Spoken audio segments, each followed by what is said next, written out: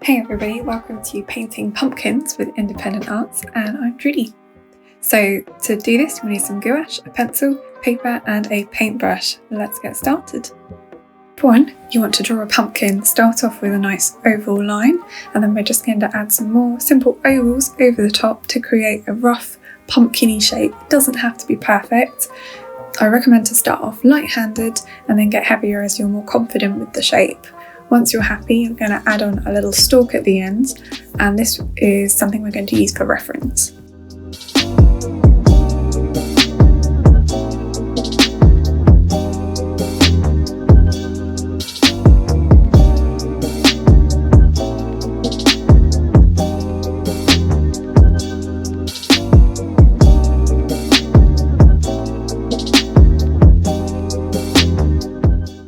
So pop that initial sketch to one side and we're just going to create a background. I chose to use blue because it's kind of a complementary colour of orange and I really wanted to make my illustration pop out.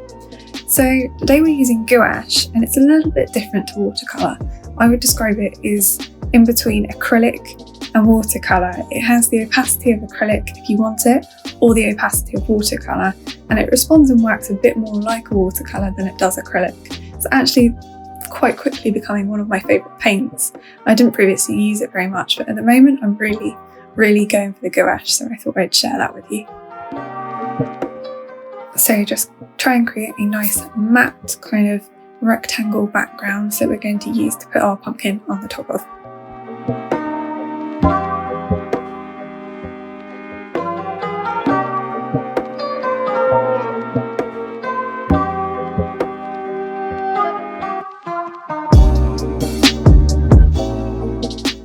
Okay, step 3, we're going to paint our pumpkin using gouache. Now you can either draw your pumpkin out like we did earlier, or you can do it freehand and draw it pretty much with the paint, which is what I chose to do. I just made sure I had my sketch in front of me so I could kind of see where I needed to paint those different segments. So I started off with the main segment to give me an idea of where the centre is going to be. Then I worked each segment out from that centre piece.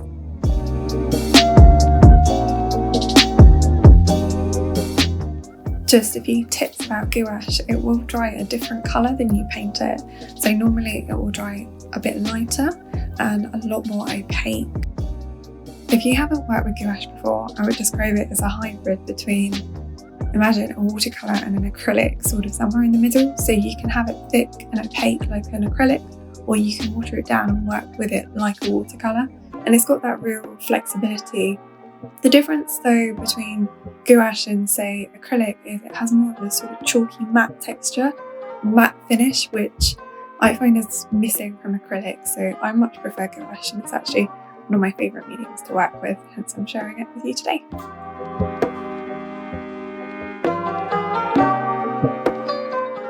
In case you haven't worked with gouache before, I thought I'd share sort of the basic things about the material as well. So you can mix it with water to make it more translucent or more like a watercolour, and if you work with it straight out of the tube or the pot, then it's going to be much thicker and much more like the acrylic. So that's kind of where you can go, and you can sort of mix more or less water to make it more or less opaque, and that's how you can play around with those different states of the paint.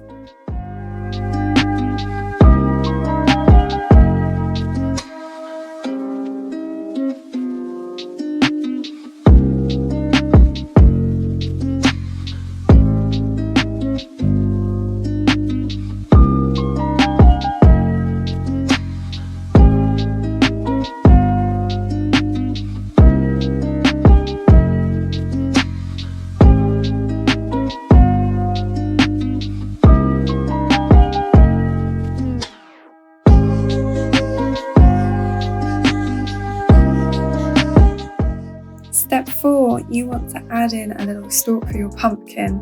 So I'm using a slightly darker brown than the orange I used for the pumpkin, but it's still quite a nice warm tone. I think it's more of an ochre than a true brown.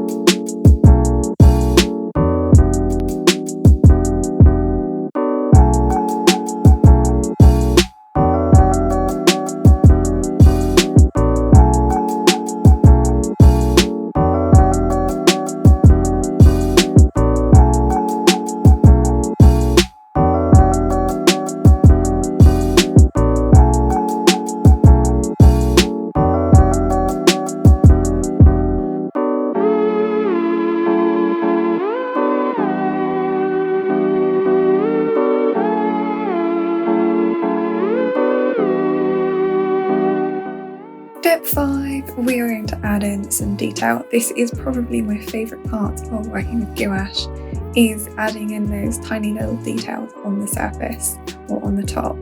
So to begin with, we're going to add in some little lines. I'm using kind of a reddy orange just to define the segments of the pumpkin.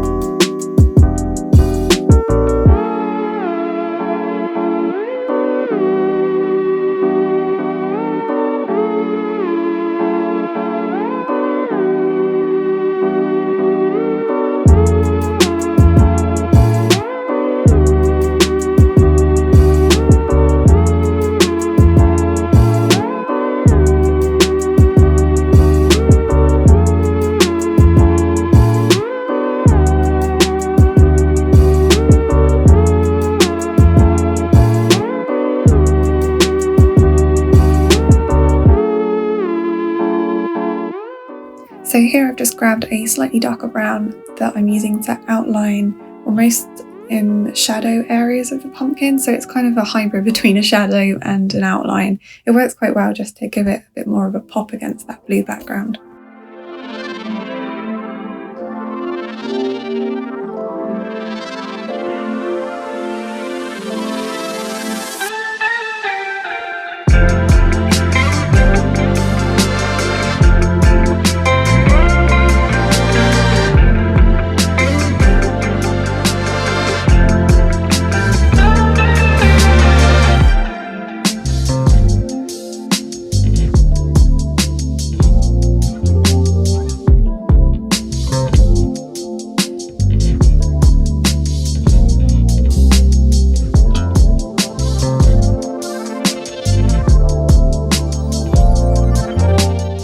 Here I'm just adding some highlights using a lighter gouache mixed with a little bit of the orange, so it's actually white and the orange of the pumpkin to give a nice subtle highlight that works well.